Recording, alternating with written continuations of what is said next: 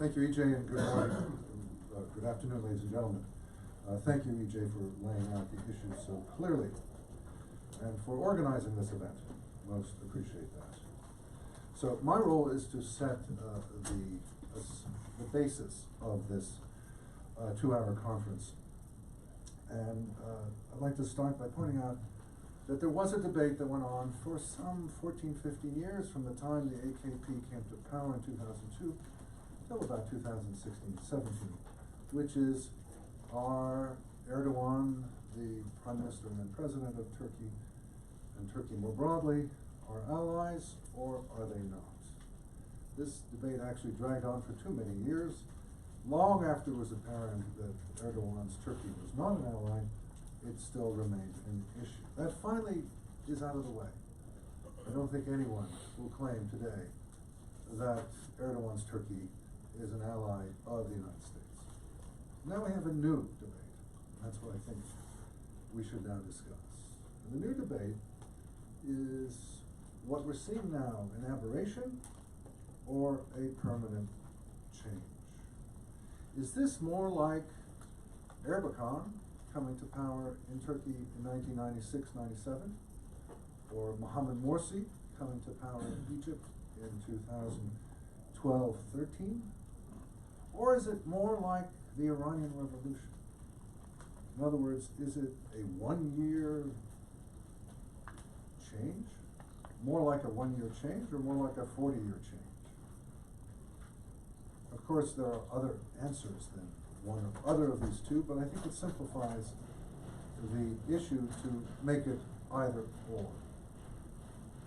Now, in Washington, as EJ pointed out, there is a division of opinion. Broadly speaking, the President, the Department of Defense, the Department of State, and business interests argue for the aberration viewpoint. Congress generally, and most analysts, argue for the long-term change. My view is that to ask this question is to answer it. Is this more like a 40-year change or a 1-year change? 17 is a lot closer to 40 than to 1. This is a long-term change. I would go further and say what we see in Turkey is a slow-motion version of what happened in Iran 40 years ago. It's less violent, it's less dramatic, but it's the same path. What we see is a second Iran in the making, a more sophisticated version. If Khomeini was, in computer terms, 1.0, Erdogan is 2.0, maybe even 3.0. Much more clever, much more enduring change. Now, to understand the debate, one needs to go back to the good old days. From the time of Turkey's accession to NATO in 1952 until the key election of 2002, a neat 50 years, U.S.-Turkish policy, U.S.-Turkish relations were good and simple. Now, there were problems, to be sure, in particular Cyprus, 1964, but by and large, it was simple. Washington led, Ankara followed. I had the privilege of spending a week at the Foreign Ministry in Ankara in October 1992, and it became very evident to me that nothing really was happening there. They were waiting for the faxed memo to come in from the embassy in Washington to tell them what their policies were. Nobody really had a problem with this. Everybody enjoyed it. They were a solid member of NATO, solid American ally, but then things changed. In particular in the 1990s, the mainstream parties were both corrupt and incompetent. And this led to their collapse, starting with the year I mentioned before of 1996-97, when an out-and-out Islamist came to power. He was shoved aside by the military. But then came the wild 2002 election. It was an extraordinary election. To simplify, the Turkish parliament requires a 10% minimum of the vote in order to enter parliament. If you get 8 or 9%, you're not in. The votes for you are wasted. In this election, only 2 parties made it in. All the others literally had 9, 8, 7, 6, 5% of the vote.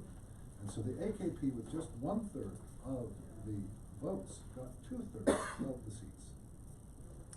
And the opposition was demoralized, and in some ways remained demoralized for the next 15 years. Erdogan, the AKP, ran rough over them. In terms of foreign policy, the key event was March 2003, when the Turkish parliament voted against allowing American troops, NATO troops, to enter Iraq through Turkey. This was a shock. Turkey had always been a stalwart ally, and here it had said no to a very important undertaking. Now, American politicians and American analysts, more broadly, were blind to this change. Yes, they noticed the March 2003 vote, but shrugged it off. In particular, at that same moment, President George W. Bush invited Recep Tayyip Erdogan to the Oval Office in the White House. This had extraordinary importance. Erdogan at that point was not the prime minister. He could not become the prime minister because of his having been put in jail. And yet, because Bush invited him to the Oval Office, he had the status to change the laws and become prime minister. And then Barack Obama called him one of his 5 favorite foreign leaders. Trump invited the Syrian invasion and continues to apologize for Erdogan. So, taking these 3 presidents as symbolic of the establishment, there has been a reluctance to acknowledge that something fundamental has changed. The DoD wants to go back to the good old days. The State Department appeases. Boeing and other corporations want to sell. They all ignore that Turkey is a very changed place. Now, it's changed in that it is a dictatorship. Erdogan has consolidated power over Turkey's major institutions: the military, the intelligence services, the police, the judiciary, the banks, the media, the election boards, the mosques, and the educational system. Much more as well. He has developed his own private army, Sadat. He cracks down on anyone who engages in opposition. In particular, if you sign a petition against him, you are a terrorist and might go to jail. But over the years, as his popularity has waned, he has relied increasingly on electoral abuses. He was initially popular. From dominating media coverage to having goons attack rival parties' offices to outright violent shenanigans. There has been a significant economic decline. I shouldn't say decline, a slowdown. After the first go-go years, Erdogan's kleptocratic ways, his nepotism, for example, his son-in-law is the finance minister, and his idiosyncratic views have impeded Turkish economic progress. In particular, he insists against all evidence that high interest rates lead to high inflation. Symptomatic of these errors, the Turkish lira has lost almost 3/4 of its value in the last 8 years, from 61 cents lira to 17 cents. Now, one result of this despotic rule has been a collapse in attitudes towards the West in general, the United States in particular. When, before Erdogan came to office in 2000, polls showed slightly over half of Turks were favorable to America. A couple years ago, a poll showed 18%. Anti-Americanism is rampant in politics, the media, the movies, school textbooks, the sermons in the mosques, and so forth. And the hostility is now mutual, as we can see from the recent vote on the Armenian Genocide Resolution, 405 to 11. This vote didn't take place for decades because of concern about Turkish sensibilities. That concern is not gone. Now, some will say that Erdogan is immortal and he'll be gone. We should look beyond his time in office. He has various illnesses. He's in his 60s. But it's worth noting that the nationalists and the leftists are even more hostile than Erdogan's Islamist party. If you look at the parliament of Turkey, there are 5 parties represented, with the exception of the Kurdish party, the HDP. The other 3 are all more hostile to us than the AKP, than Erdogan's party. The MHP, CHP, and the E, the Good Party, are all more hostile to the United States than AKP. They accuse Erdogan of being pro-American. That's the context in which he's operating. So no, there's not reason to think that when he goes, he will find a friendlier face in Ankara. Now, whether Turkey storms loom with two dangers of particular importance: the economy and foreign policy. Now, Sultan Erdogan, Padishah Erdogan, rules the roost, but no mortal can change the laws of the economy. Should he persist, as seems likely, in his nonsensical theories and continue to alienate the great capitalist powers, he will either lead Turkey to economic disaster or to Chinese overlordship. You might see that I have a Wall Street Journal article in the packet about Turkey going the way of Venezuela.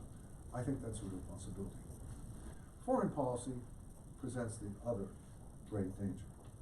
And here one sees, in the first place, hostility towards Turkey in the neighborhood. Virtually every state is hostile, with the exception of Qatar. You see the government of Turkey is abducting its dissident citizens from foreign countries. It is drilling in the Cypriot exclusive economic zone. It is trying to form it is meddling in Libya and trying to form a division of the Mediterranean with Libya. It's invading a neighbor, Syria. This points to an arrogance that, given Erdogan's isolated position, leaves him highly exposed. Some foreign misadventure, perhaps the one in Syria, could lead to his political demise, as well as that of the AKP. So in conclusion, there is no way that American policy should be based on the assumption that we can bring Turkey back. It is gone as Iran is gone, not forever, but for the duration. We need to prepare for a rogue Ankara over the long term. I'd like to end with 8 policy recommendations, starting with the least and building to the most. The least would be condemning, and to some extent taking action, over a range of issues, such as the invasion of Syria and the brutality there, depriving Syria and Iraq of water, drilling in the Cypriot EEZ, and the domestic human rights abuses. That's number 1. Basically complaining, showing we're not happy. 2 is permanently rejecting the extradition request for Fethullah Gulen. This is Erdogan's mortal political enemy, who is now in the Poconos, Pennsylvania. 3, we should invite opposition figures, Kurds, mayors, and others to Washington, who will send a signal where we stand. 4, we should take various economic steps, such as ending treasury purchases of Turkish sovereign debt, punish energy companies, and issue anti-dumping duties on imported steel. 5, we should apply CAATSA, the Countering America's Adversaries Through Sanctions Act, as a result of the S-400 purchase, blocking any transactions with U.S. financial system. 6, remove the nuclear weapons from Incirlik, the major base in Turkey, NATO base. These, in the first place, cannot be loaded on the planes that are there. Access to the base is sometimes restricted, and those weapons could be seized. They could not be deployed, but they could be seized by the Turks. 7, remove all troops from Turkey, U.S. troops from Turkey. 8, and finally, expel Turkey from NATO.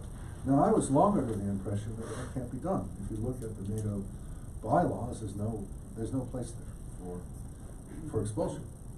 But I recently read an interesting article that points out that the Vienna Convention on the Law of Treaties does in fact allow a majority to expel a member from NATO. So, let's do it. Thank you.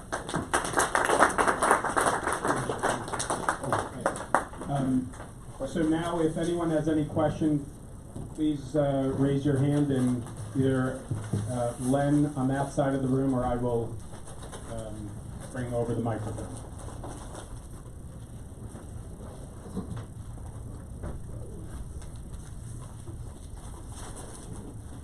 Thank you very much. You didn't mention it, but how do you see Erdogan's influence in some of the former Eastern Bloc countries? And how can we, as the United States, mitigate some of his attempts at growing influence there? The former Warsaw Bloc countries divide in two. The first ones are the Turkic republics of the former Soviet Union, where there's a Turkic bond, and the second are the former Ottoman provinces in the Balkans. So both are former Warsaw Pact, but the Ottomans ruled one and not the other. The Turkic republics, it's a sentimental cultural bond, not a historical one. It looked 30 years ago, as the Soviet Union fell apart, that the Turkic republics, Uzbekistan, Kazakhstan, Turkmenistan, and Tajikistan, now that's Persian speaking, and Azerbaijan, would look to Turkey as their leader. But in fact, that hasn't much happened. To some extent with Azerbaijan, but not with the others. The ties are not close, the economic relations are not deep. They have basically gone off in their own direction. At the time, no one was looking at countries like Montenegro and Albania and Bosnia as places where Turkey would be particularly interested. But since coming to power, Erdogan has focused on them. He has a neo-Ottoman view of the world. He would like to reestablish not political, military control, but become very influential. And many of these are small countries, and also ones where Turkey can have a real impact. So whether it be establishing a Muslim Turkish political party in Bulgaria, or building large mosques in Northern Macedonia, as it's now called, or other activities, financial and cultural and political, this has been the real focus of Ankara's efforts. They've spent a lot of money, and they're really eager to have influence there. They've had some success, but in the end, I think there's considerable pushback, and nobody really wants to be under Erdogan's thumb. I find it interesting to note that the Turkish area of Cyprus, which has been under Turkish control now for 45 years, voted for a leader named Mustafa Akinci, who is anti-Erdogan. And if Akinci, if Northern Cyprus is anti-Erdogan, who is pro-Erdogan? Nobody wants to be under his thumb, and they really depend on his largesse. So it's not been very successful. Ms. Daniel, thank you. Fantastic presentation. We've long been arguing on Capitol Hill that we should consider, or we should expel Turkey from NATO, and people have categorically responded that no. There's no way that any member state could be expelled from NATO. So I would love the citation of your source of the Vienna Convention, where they said that it does allow for the expulsion of any member state. Yes, I'll be happy to get it to you. It was a surprise to me. I assumed for a decade that nothing could be done. But I won't go into the technicalities here. Apparently it can be done. Now, we'll take a considerable majority, a majority that wasn't there not long ago, but I think could be there now. Ankara has managed to irritate just about everyone, calling the German Chancellor a neo-Nazi, and so forth and so on. Just a few days ago, the spat between Macron and Erdogan goes on and on.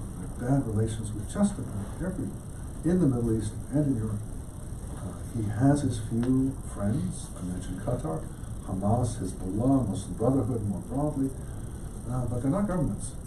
And so I think it's conceivable that there would be enough of a majority to effect this expulsion.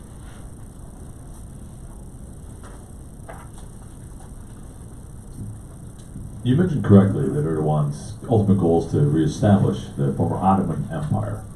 But when you talk about Iran, the Iranian Revolution was really based in overthrowing foreign interference to create theocracy, basically. But Turkey has long been known as a real secular center in that world of theocratic regimes. Do you think his push to establish more Muslim stronghold on Turkey could be his undoing in the long term? In favor of your argument would be the fact that religiosity has precipitously declined in the recent years. They're building gigantic mosques, for example, the Camicek Mosque in the Asian side of Istanbul. But they're more and more empty. And this again is similar to Iran, where one finds the mosques empty. People are basically saying, if this is Islam, I'm not sure I want it. So in that sense, yes, you're right. But in other ways, I think Erdogan has been successful in changing opinions. He is engaged in a cultural shift that's comparable to what Ataturk attempted. Ataturk did this between 1923 and 1938, 15 years. 17 years with Erdogan, roughly the same period of time. And yes, Ataturk did accomplish a great deal. But we Westerners tended to meet the people who were in the elite, who were more secular. What the 2002 election showed is there's a substantial body, maybe a third, of Turks who don't want part of it. And their number has presumably grown. They may not be Erdogan voters anymore, but attitudes have shifted. Attitudes towards Islam, towards the West, towards daily life. So I think there's something fundamental that shifted.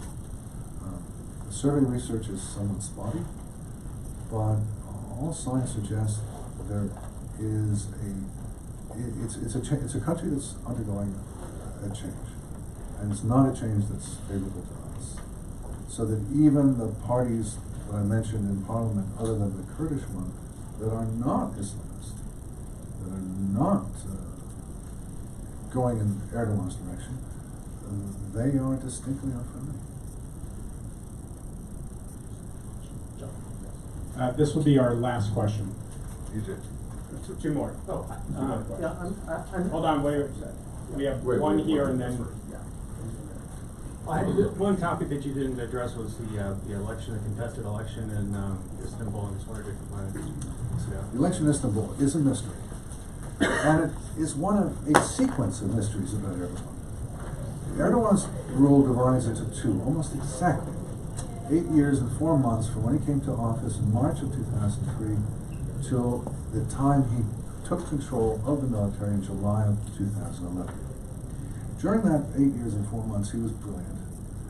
Economic growth, European accession, international diplomacy, peace process with the Kurds, and the like. Ever since he got control of the military, remember the military used to be the ultimate power of Turkey, he has been self-indulgent and making mistakes and taking steps that are completely inexplicable on a rational basis. Give you perhaps the most inexplicable of all, the Europeans, under Turkish pressure, were about to offer visa-free travel to Turkish citizens if only the Turkish government would change its anti-terrorism legislation. Anti-terrorism legislation is completely meaningless. As I mentioned before, if you sign a petition against Erdogan, you're a terrorist. Meaningless. But he refused. Point of honor. Did not do that. And so visa-free travel did not happen. How do you explain that? How do you explain what I alluded to before about the belief that high interest rates lead to high inflation? Paul Volcker died this morning. He was the one who showed us how high interest rates lead to low inflation. And so the Istanbul election falls into that category, inexplicable mistakes. He lost, or his man lost the election, the first round, by 0.5%. And Erdogan pushed and pushed and pushed to get the electoral board to change to reverse the, to run the election again, it was irregular and so forth. That's his power. He wants a new election, he gets a new election. But then inexplicably, he allowed his guy to lose by 8%. If you're a dictator and you want a new election, you win your new election. He didn't. I can't explain it. It goes in the category of oddities and strange things that Erdogan does. And those mistakes are adding up. He's not the brilliant leader that he was. He's not the popular leader that he was in the first half of his rule. There are real problems there. So I can't explain. I'd appreciate if you clarify your answer that there's a cultural shift in Turkey. And I didn't understand your answer. Did you mean to say towards more religiosity or in some other way? And if so, could you please clarify It's that? less, sorry, if I wasn't clear. It's less towards piety, which is what he wants. All those Imam Khatib schools, those religious schools that he's built, all the mosques he's built, the demonstrative emphasis on Islamic mores, against alcohol, many children. None of this has worked. What has worked is effectively a nationalist sentiment that Turks have become conspiratorial minded. I wrote a book published in 1996 on conspiracy theories in the Middle East, and I concluded by noting that only two countries, Israel and Turkey, were not prey to conspiracy theories. Has that changed? It is a very conspiratorially minded country today. It is a country where suspicion of foreigners is deep. It is a country where cultural chauvinism is strong. So I would characterize it more as nationalist than Islamist. And in that sense, in that regard, the coalition between the MHP, the nationalist, the arch nationalist party, Turkey, and the AKP, Erdogan's party, it makes sense. The MHP represents a real force, cultural force today in Turkey. The Islamist project has not succeeded as well as the nationalist project has. But from our point of view, American point of view, the nationalist project is no less hostile than the Islamist project. Thank you. Thank you.